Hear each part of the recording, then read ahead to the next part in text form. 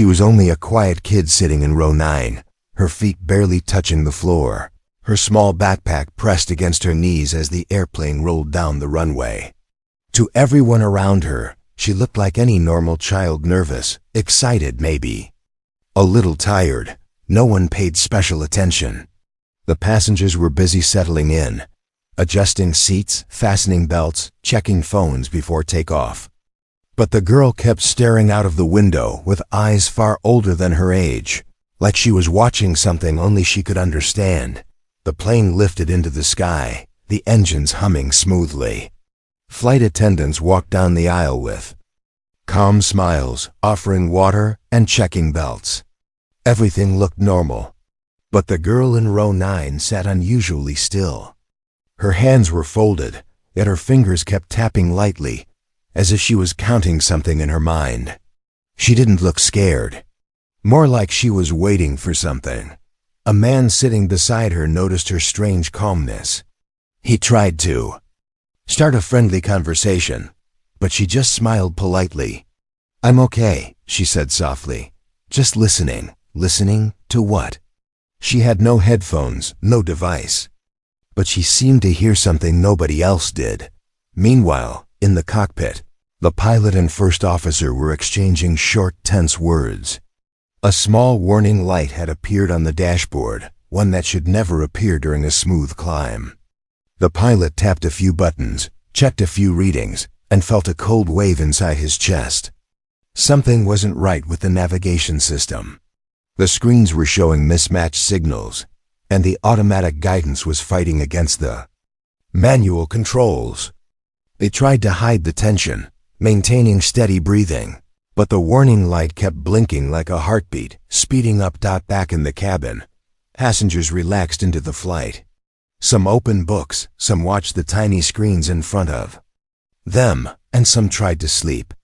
And yet, the girl in row 9 turned her head a little, as if she could sense the shift in the aircraft's rhythm. She whispered something under her breath, almost like she recognized the problem before anyone announced it. 15 minutes later, a slight jolt went through the plane. Nothing dramatic, but enough for a few passengers to look up. The cabin crew reassured everyone with warm smiles, but their eyes showed a hint of worry. They had been notified to stand by for instructions, which usually meant something technical needed checking. The girl heard the jolt and pressed her backpack tighter. For a brief moment, her expression changed, her calmness cracked. She looked toward the front of the plane with a seriousness that didn't belong on a child's face. It was almost like she was preparing herself for something she hoped would not happen. Another jolt. This one stronger. The pilot decided it was time to speak. But before he could make an announcement, something happened that froze him completely. As he lifted the radio to inform the cabin, a small voice came through the internal communication line, coming from the passenger cabin itself. A voice he recognized. A voice he had not heard in years. A child's voice. Whispering a sequence of numbers. Numbers only someone from a very specific training program would know. The pilot's blood ran cold. He turned to the first officer. "Did you hear that?" he said, his voice shaking. How could a kid be sending those numbers?" The pilot swallowed hard. There was only one explanation. There was only one person who could use that code. Someone trained years ago in a special aviation survival course. A course meant only for certain families of certain operatives.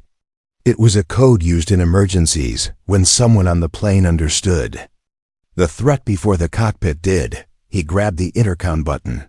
"Row 9, he whispered softly, unsure if he was losing his mind. "If you can hear me, respond with the second sequence." The cabin was silent. Passengers continued talking, unaware that something extraordinary was unfolding above them. Then, faint but clear, the second code sequence came through. The pilot's face turned pale. He knew exactly who that girl was. He had met her years ago. Well, not exactly met, but he had been briefed about her family. She wasn't just a random child. She was the daughter of someone who once saved an entire aircrew using those same codes. She had been present during trainings, watching, learning quietly, absorbing techniques meant for emergencies no child should ever experience. Apparently, she remembered everything. And if she was using the code now, something very serious was happening inside the aircraft. The passengers noticed the flight attendants suddenly walking faster, whispering to each other. They didn't know what was wrong, but they felt something. A light tension moved through the cabin like an invisible wave. The girl, in row 9, slowly unbuckled her seatbelt. Her small fingers trembled, not with fear, but with responsibility. She knew the pilot had understood her message. Outside, the plane tilted slightly, not enough to alarm everyone, but enough for the pilot to realize they were losing control of one stabilizer. He pressed the intercom, and in a voice filled with urgency, he said something no passenger expected. Calling passenger in row 9, by your code name, please stay ready. The girl closed her eyes. She whispered, I knew you would call me. And the real story began. The girl in row 9 sat very still after hearing her code name echo through the speakers. Only she understood what that moment meant. It wasn't just a call, it was a signal. A request for help that the pilot would never make unless the situation was slipping out of his hands. She breathed slowly, trying to steady her thoughts the same way she had seen her guardian do during difficult drills years ago. She was young, but she remembered everything, every lesson, every quiet instruction whispered to her on old airfields where she used to watch planes take off. Passengers around her remained unaware. Some were half asleep, some were sipping juice. Some were watching the clouds outside without realizing the plane was drifting slightly off its intended path. Only one thing felt off the air, felt heavier, like the cabin was holding a secret. None of them were prepared for. The pilot's voice returned, softer this time.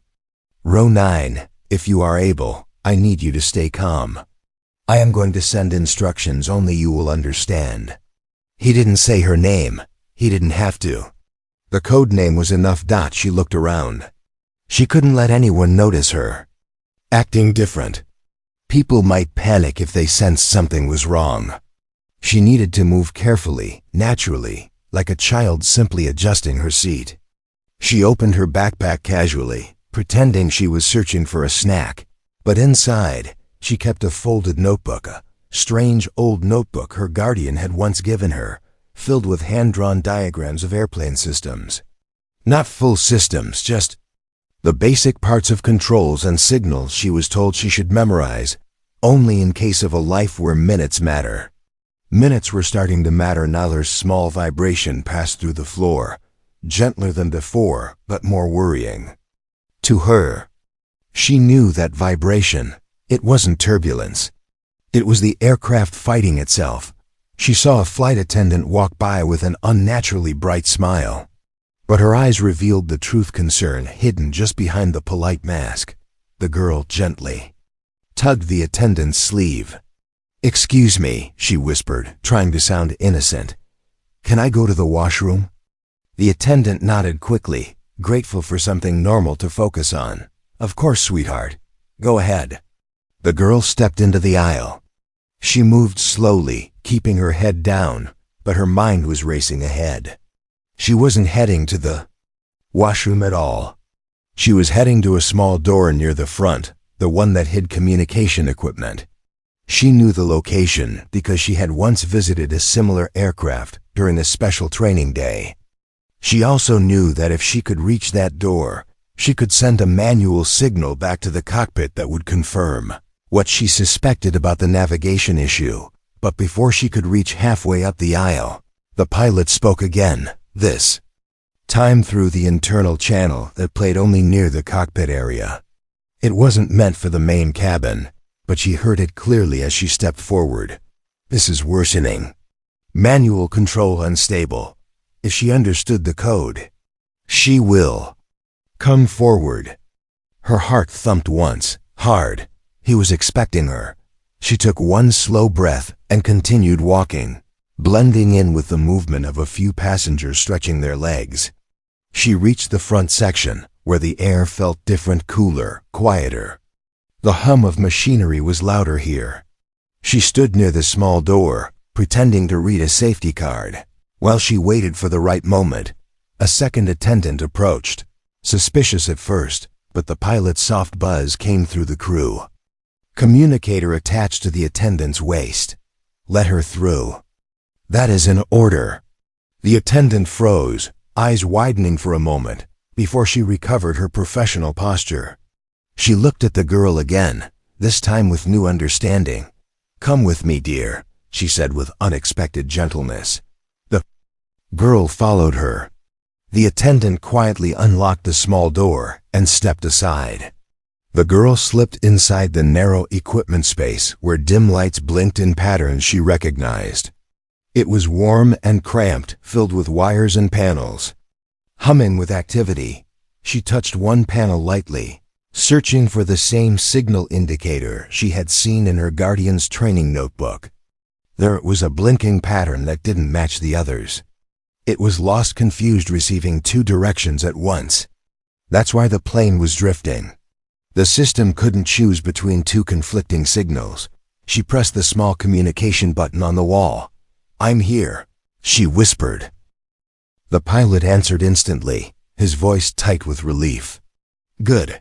I need you to look at the auxiliary signal light. Is it blinking unevenly? Yes, she whispered. Left. Right. Pause. Left again. He exhaled deeply. That's what I feared. The navigation alignment is broken on one side. I can keep the plane steady, but not for long. The girl swallowed. She knew what that meant. The pilot continued, but you can help me confirm something. Look for a thin switch near the second panel, small, silver, with a red dot. Tell me its position. She scanned quickly and found it. It's slightly down, not fully. No, the pilot cursed under his breath, but she heard only his frustration, not the words. That switch should never move. That means the left stabilizer input is stuck halfway. She didn't know all the technical details, but she knew enough to understand the danger. What should I do? She asked quietly. There was a long pause. The pilot was thinking, not as a commander, but as someone who suddenly remembered the brave person who had once trained this child. You don't need to fix it, he finally said. You just need to guide me. You see things from there. Cannot see from here. She nodded, even though he couldn't see her. I can do that. I know, he said softly. That's why I called you by your code name. For the first time, she felt fear not for herself, but for everyone sitting calmly behind her, unaware that a child was now helping fly the plane. She stood straight in the narrow space, her small shoulders tense but steady. Tell me what you need, she whispered. And the pilot began giving her instructions. One careful word at a time. Asterisk inside the narrow equipment compartment. The girl took another careful breath. The soft hum of the panels surrounded her like a heartbeat, steady but strained. A faint vibration came through the floor, again sharper. This time, and she knew the plane was struggling more than before. Every second mattered now. The pilot's voice returned in a calm but urgent tone. I'm adjusting power on the right side. Watch the stabilizer input light closely. Tell me if it shifts even a little. She leaned closer to the blinking indicator, her small hand steady even though her stomach felt tight. The light flickered, dimmed, and then brightened again. It moved to the left. She whispered, Good. That means the adjustment worked, the pilot replied. We bought ourselves a little time. A little time. She knew what that meant. Not safety. Just a window to understand the full problem. Behind her, the faint murmur of passengers continued, voices unaware of the tight dance happening between the cockpit and a child hidden inside a small service compartment. She imagined people sipping tea, watching cartoons, arguing playfully about window seats. None of them knew she was here trying to hold the plane steady with information only she could see. The pilot spoke again. I need you to do something For me, look at the manual override port below the second panel. There should be a tiny metal wheel. Do you see it? She crouched slightly, pushing her fingers between wires until she found it.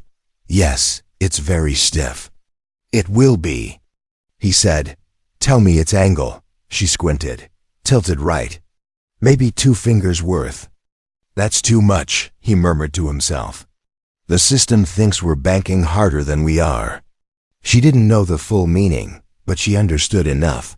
The plane was fighting a false signal.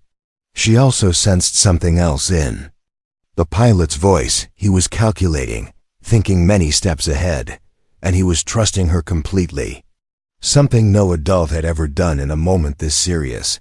The small space grew warmer as the equipment worked harder. The girl wiped a drop of sweat from her forehead. She wanted to ask the pilot what exactly was wrong, but she also knew sometimes details only made fear grow louder.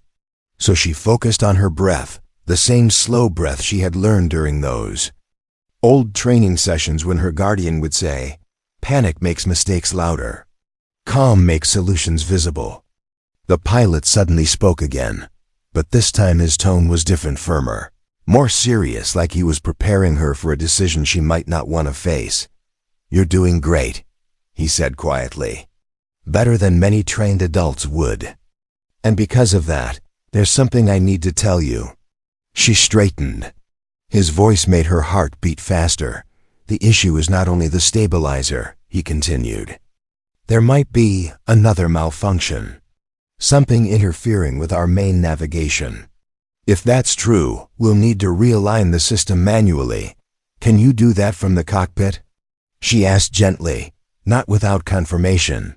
He said, "Someone has to check a secondary alignment point located near your compartment. It's the only way to trust the readings." She swallowed. "Where is it?" "Behind the lower panel," he said. "But be careful, don't pull anything. Just observe and tell me what you see." She knelt down again, steadying herself with one hand against the metal wall. The lower panel was tiny, almost hidden behind a bundle of wires. She had to tilt her head sideways to see it properly. When she did, her heart sank a little. "Pilot," she whispered. "There are 2 lights. One is green, but the other, it's red." There was a long silence in her earpiece. "Red means the system is reading 2 different directions," he finally said. "That explains the drift." The plane gave another small shake, like it agreed. The girl pressed a hand over her chest to steady herself. "What do I do now?"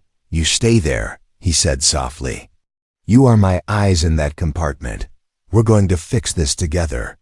That single word, "together," made her nerves settle. She wasn't solving this alone. She wasn't just a kid anymore.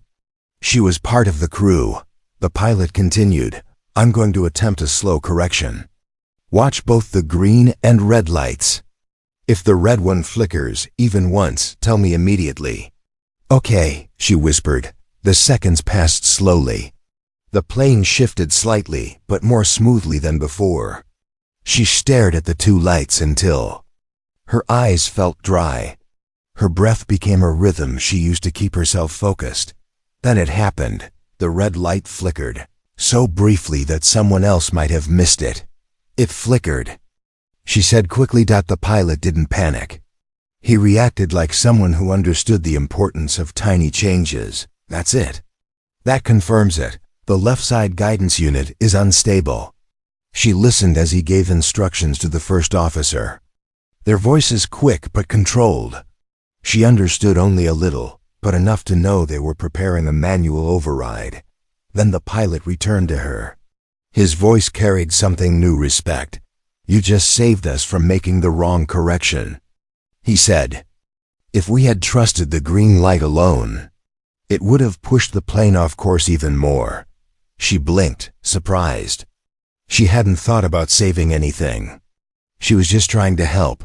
But the moment didn't stay calm for long. Suddenly, the speakers crackled with a burst of static, not from the pilot, but from the navigation system itself. A sharp alarm tone echoed faintly through the walls of the compartment. The pilot inhaled sharply. That alarm means the system is trying to reset on its own. We need to act before it does. The girl pressed her fingers against the panel. The girl pressed her fingers. The girl pressed her fingers against the panel. Steady herself. Tell me, she whispered. What do you need next? The pilot didn't hesitate. I need you to prepare for something only you can do from where you are. She froze. Deep inside, she knew part 3 of her journey had just ended. And something even more serious was coming next. The alarm echoing through the compartment was not loud, but it carried a meaning the girl knew instinctively. Something inside the system was changing on its own, something the pilot could not fully control from the cockpit. She looked at the blinking red and green lights, trying to read their rhythm. For the first time since she entered the cramped space, she felt truly aware of how fragile everything was, how the calm cabin behind her was hanging on signals, switches, and decisions happening in these tiny metal corners. The pilot spoke again, his voice low but steady. Listen closely. The system is going into auto reset. If it completes the reset with the alignment broken, the plane may start turning on its own. We must stop the reset. She stared at the panel. How do I stop it? You won't stop it, he said. But you can delay it long enough for us to switch to backup control. Her breath caught. How long do you need? Less than a minute, he replied. But it will feel much longer. She tightened her fingers around the edge of the panel. Tell me what to watch. There should be a tiny countdown light, yellow, blinking slowly, the pilot said. Find it. She searched carefully until she spotted a small yellow dot that dimmed and brightened in a slow rhythm. I see it. When it begins blinking faster, he said, the reset will start. I need you to hold the stabilizer input light steady by pressing gently against the panel. Her eyes widened. Pressing on a panel felt too simple, too human. But she knew these compartments weren't made like normal control rooms. Some older manual points responded to physical pressure to delay movement. She had once seen her guardian demonstrate something similar with old training equipment. Tell me when, she whispered. A quiet hum deepened beneath her feet, like the aircraft itself was preparing to shift. In the cockpit, the pilot and first officer worked quickly. She could hear fragments of their conversation, short instructions, switches clicking, the strain in their voices hidden beneath professionalism. The yellow light blinked. Then it blinked faster. It's speeding up. She whispered. Press the left side of the stabilizer panel, the pilot instructed. Not too hard. Just enough to add resistance. She placed her small hand on the warm metal and pushed gently. The light flickered, then steadied. The reset slowed. She could feel the pressure of the plane through her fingertips, like the machinery was alive beneath her touch. It's working. She whispered. You're buying us crucial time, he replied. Hold it steady. Her arm began to shake, not from the task itself, but from the weight of knowing the plane depended on her. She leaned her shoulder against the wall, using her body to keep her hand steady. The yellow light blinked stubbornly, trying to quicken again, but her pressure kept it from completing the sequence. Voices outside the compartment passed by, flight attendants moving briskly, their smiles likely wearing thin as they sensed the tension. She wondered if anyone guessed that a child was inside this space, holding back a system reset with nothing more than her hand. Halfway done, the pilot said, breathless from the work he was doing. Backup control is almost ready. Don't let go yet. Her arm ached. Her fingers began to numb. She tried shifting her weight, but the pressure changed slightly and the yellow light sped up again. It's blinking faster, she said quickly. Hold it just a little more, he urged. She pressed harder. The metal grew warmer under her palm. She felt her pulse matching the light's rhythm. She thought about her guardian again, the way they once knelt beside her on a hangar floor, showing her how to work with her breath instead of against fear. She remembered that steady voice telling her, courage does not mean no fear. Courage means moving while your hands shake. Her hands were shaking now, but she kept pressing. The pilot's voice returned with a tone she had not heard before, relief mixed with disbelief. "We're almost there. Just 10 more seconds." 10 seconds felt like 10 hours. The plane's hum deepened, and she felt a soft shift in the air, like the aircraft was correcting itself slightly. People in the cabin might assume it was normal turbulence. Only she knew it was the result of every tiny decision happening in this compartment. 5 seconds, the pilot said quietly. "You're doing something incredible."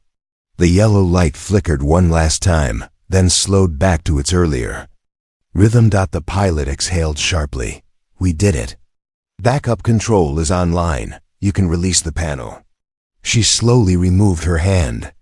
Her palms stung as if the metal had left an imprint on her skin. She leaned back and took a long breath, letting her arm drop to her side. "You saved us from a very dangerous reset," the pilot said. "But we're not finished yet." Of course they weren't. She could tell from the way the lights continued, blinking out of sync, that something deeper still wasn't right. "What now?" she asked softly. There was a pause, and she sensed the pilot choosing his words carefully, like he knew the next request would be even harder for a child to hear. "The backup system is online," he said, "but to stabilize the plane fully, someone needs to check the calibration rods." She blinked. "Where are they?" "They're in a compartment below your feet. It's small and hard to reach. Even adults struggle with it." She looked down at the metal floor grate. "And you think I can reach it?"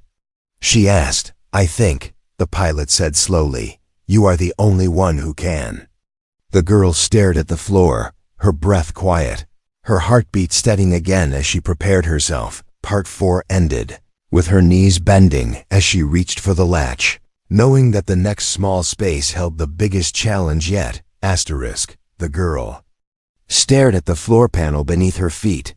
It looked simple, just a small rectangular grate with a tiny latch, but she knew what was underneath was far from simple.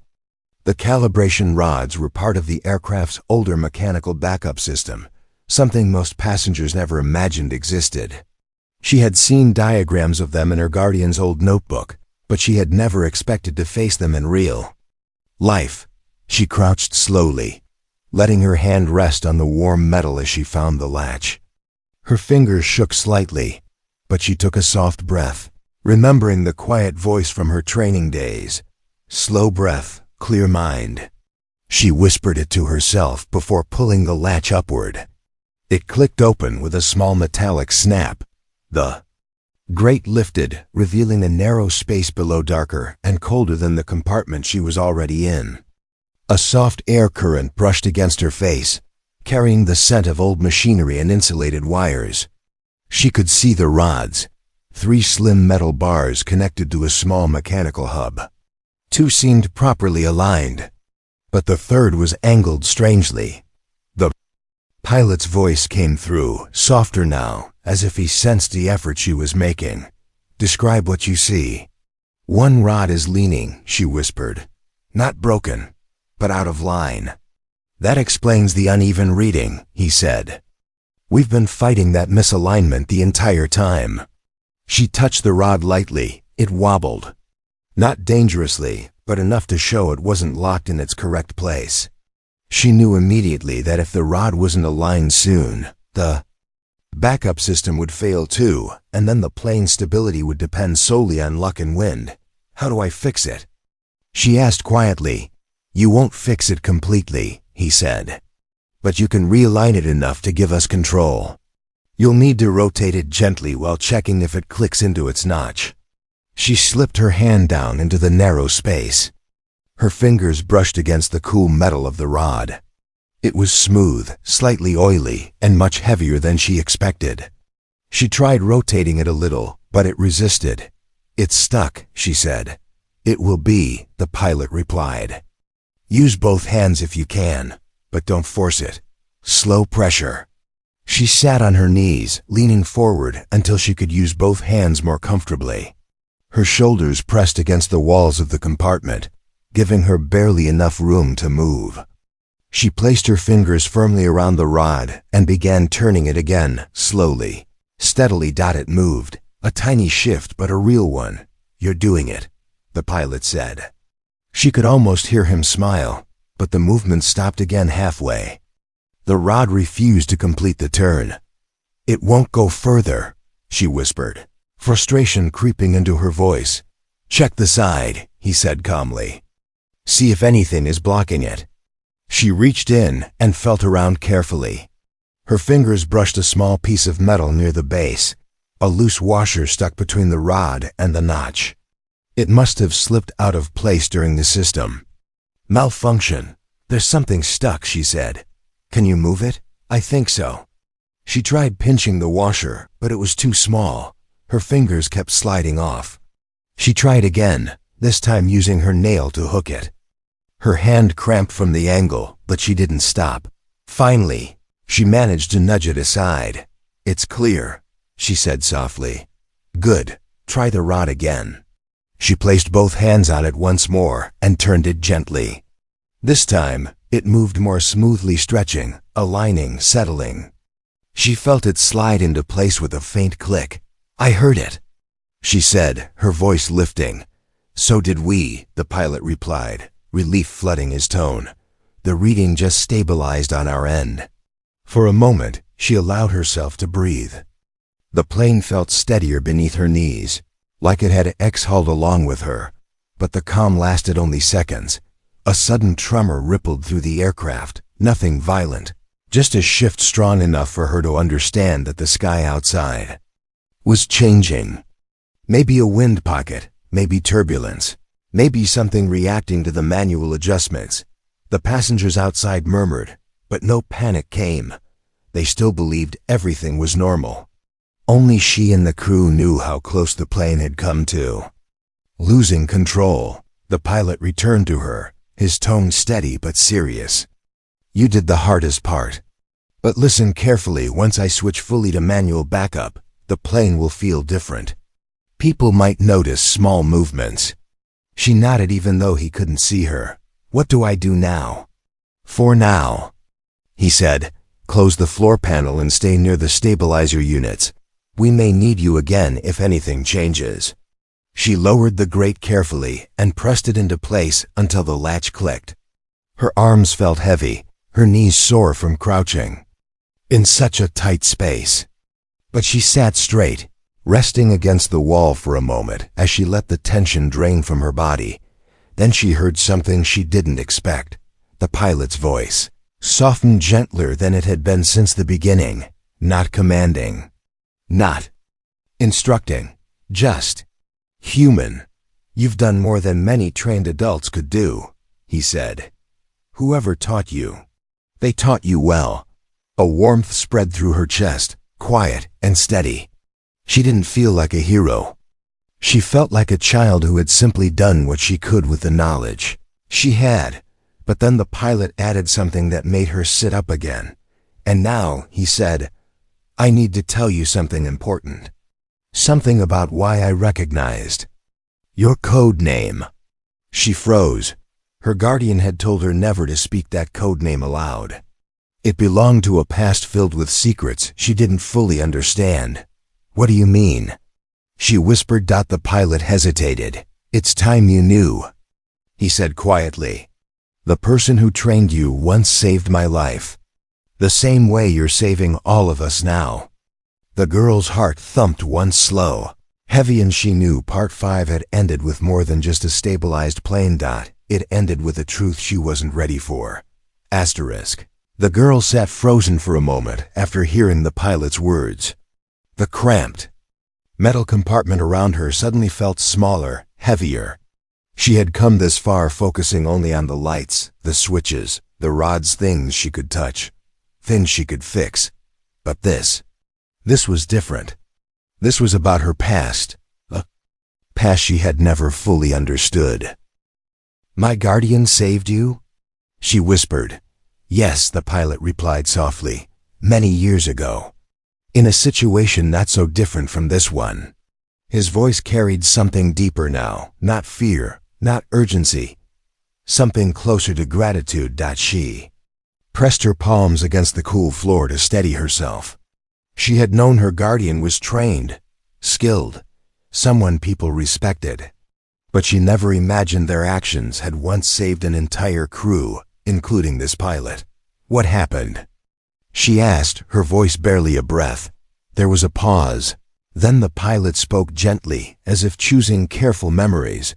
I was a young co-pilot back then, he said. We were flying through a storm when our main systems failed.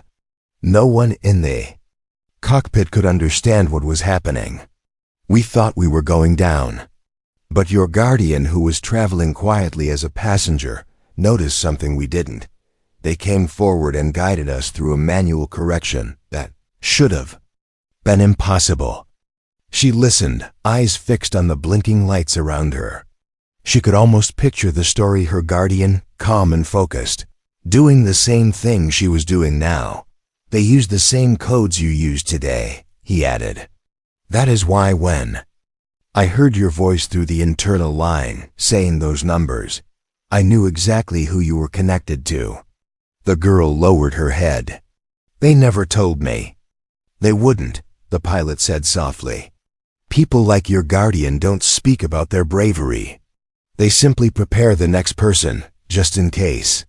A warmth filled her eyes, not tears, just emotion she had held back for too long. Her guardian had always treated those old notebooks, those quiet training moments, like games. But they weren't games at all. They were lessons meant to save lives. Before she could respond, the plane shifted slightly again, not dangerous, but enough to remind her that the sky wasn't waiting for emotional moments. She straightened quickly. What do you need me to do now? She asked, regaining her focus. The pilot's tone sharpened. We're almost stable, but not fully. The manual system is holding, thanks to your alignment of the calibration rods. But I still need one final confirmation before we lock everything in place. She looked around the compartment, waiting. Check the secondary relay lights, he said. They're above your head, near the top panel. There should be 3. They must all turn green before I activate the final sequence. She stood on her toes, stretching her arm upward. Her fingertip brushed the panel. She pushed it open gently, revealing the 3 tiny lights, 2 green, 1 stubbornly orange. It's orange, she whispered. That's the one linked to the earlier misalignment, he said. It may correct itself now that the rod is stable. Keep watching. She stared at the orange light, willing it to change. Seconds passed, then more seconds. The plane hummed steadily, but the orange remained unchanged. It's not moving, she said. Tap the panel, the pilot replied. Not hard, just enough to wake the sensor. She tapped lightly. Nothing. She tapped again, slightly firmer. Still nothing. The girl bit her lip, thinking. Then she pressed her palm flat against the panel, the same way she had held the stabilizer. Earlier. The orange light flickered. It blinked. She said quickly, Good, keep holding it. Her arm stretched upward, muscles burning, but she didn't let go. She pushed gently, adjusting the pressure until the light flickered again, then finally turned green. It's green now, she whispered with relief. The pilot exhaled deeply. That's it.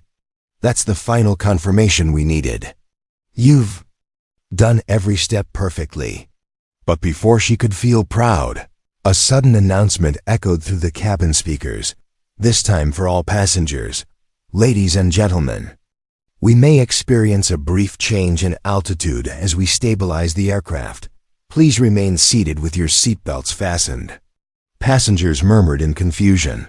Some sat up straighter. Others looked toward the windows. No one knew the real story happening behind a small service door. The girl felt the shift too.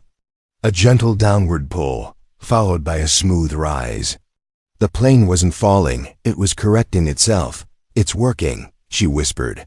Yes, the pilot replied. But we must complete one more step before we're truly safe. Her heart tightened. Another step. Always another step. What is it? She asked. We need to synchronize the backup stabilizer with the main control. He explained. If we don't, the plane will struggle during descent. How do we synchronize it? You can't do it from where you are, he said. But I need your eyes to confirm something important inside that compartment. I'm ready, she said quietly. The pilot paused just long enough for her to feel the weight of what he would say next. Look at the central relay coil, he instructed. It should be glowing faint blue, unless it's overheating. She crouched and looked carefully at the central coil. A soft glow filled the compartment. But it wasn't blue dot, it was turning pale yellow. She felt her breath catch. Pilot. She whispered, steadying herself with one hand. The coil. It's not blue. There was silence. Then the pilot spoke, not with fear, but with the calm of someone who trusted her completely. Tell me exactly what you see. Asterisk. The coil. It's turning pale yellow, the girl whispered, her voice steady but soft. The faint glow reflected on her fingers as she leaned closer to observe it. She knew enough to understand that colors meant everything in these old systems. Blue meant normal. Yellow meant stress. And stress meant trouble. The pilot responded immediately. But his voice remained calmer than she expected. Not relaxed, just controlled, like someone who had been in difficult skies before. Yellow means it's doing more work than it should, but it doesn't mean failure. We can still correct this, if we act before it heats further. The girl placed her hand near the air vent inside the compartment. Warm air drifted upward. Not burning, not dangerous, but enough to tell her the coil was working harder than she wanted. What should I do? She asked. Look for the airflow. Switch beside the coil, he said. It's small black with a tiny arrow on it. She searched in the dim space, moving wires aside carefully until she found it. A tiny switch almost hidden under another panel. The arrow pointed downward. I see it, she said. Good, the pilot replied. That switch controls airflow. To the coil. If we increase the airflow even a little, the coil will cool and stay stable during our descent. How do I increase it? She asked. Push the switch upward just one click, he said. Not two. Only one. If you push too far, the airflow will imbalance another system. She nodded, even though he couldn't see her. She took a steady breath and gently pressed the switch upward. It resisted at first, as if sticking from lack of use, but she kept. Steady pressure. Then dash-click. A soft whir filled the compartment as the airflow increased. The warm air drifting upward turned cooler slowly, then more steadily. She leaned closer to the coil. The pale yellow began to shift, softening, dimming. It's changing, she whispered. It's almost blue again. The pilot exhaled with relief. That's perfect. It means we can descend safely now. Outside, the plane shifted slightly as the descent sequence began. The passengers murmured again, some looking out the windows, some gripping the armrests. But everything felt smoother than before, like the aircraft had found its rhythm again. The girl sat back against the compartment wall, finally letting her shoulders fall. The tension she had carried for so long began to melt away. Her hands trembled not from fear, but from the weight of everything she had done. She wasn't just a kid in row 9 anymore. She was the reason this plane was holding steady. The pilot spoke again, but this time his tone carried something she had not heard before: deep respect. You've done more than you know. And I want you to remember something. Your guardian would be proud. She bit her lip. Her voice came out small. Do you really think so? I don't think, he said softly. I know. The warmth that filled her chest was different now, gentle, not overwhelming. She closed her eyes for a moment and imagined her guardian standing beside her, smiling the way they used to when she figured out a difficult lesson. But the journey wasn't finished yet. The pilot's voice returned. We're starting our final approach. I need you to exit the compartment and return to your seat. We'll handle everything from here. She hesitated. After everything she had done, stepping back into the role of a normal child felt strange. But she knew it was important. No one else should ever know what happened inside this narrow space. She pushed herself up, closed the panels carefully, and checked the latch twice to make sure it was secure. As she opened the small service door, a flight attendant stood waiting, her eyes wide with quiet admiration. No words passed between them, none were needed. The attendant simply nodded and gently guided her down the aisle. No passenger noticed the girl's return. No one knew she had just helped keep them safe. She slipped back into row 9, buckled her seatbelt, and pressed her small backpack against her knees again, just as she had at the beginning of the flight. Except now, nothing felt the same. Minutes later, the pilot's calm voice filled the cabin. "Ladies and gentlemen, we are making a safe and stable landing. Thank you for staying seated. We'll be on the ground shortly." The plane descended. Smoothly, the wheels touched the runway with a soft rumble. Applause erupted from the passengers, relief, joy, normal gratitude. None of them knew who deserved the loudest applause. Only the pilot knew. As the plane rolled toward the gate, the intercom clicked one final time, but this time it was a private channel routed only to row 9.